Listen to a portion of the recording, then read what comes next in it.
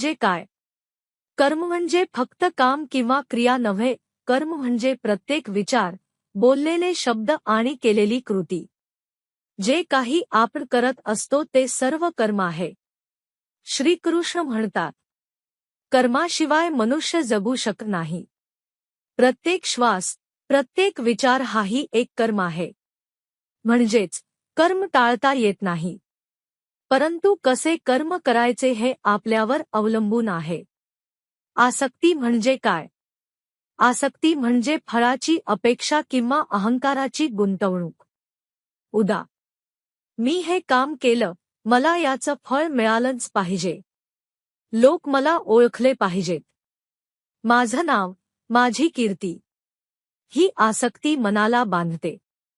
तीच दुःख, निराशा आणि अहंकाराचे मूळ आहे. आसक्तीविना कर्म म्हणजे काय? जेव्हा आपण कार्य करतो पण परिणामावर अवलंबून राहत नाही, तेव्हा ते आसक्तीविना कर्म होतं. उदा. एक शिक्षक जर विद्यार्थ्याला शिकवतो कारण त्याला ज्ञानाचा प्रसार करायचा आहे. तो फक्त पगारासाठी शिकवत नाही. तर त्याचं कर्म निःस्वार्थी आहे. कृष्ण म्हणतात, कर्म कर, फळाची चिंता करू नको. तुझे अधिकार फक्त कर्मावर आहेत, फळावर नाहीत. गीता अध्याय 2 श्लोक 47.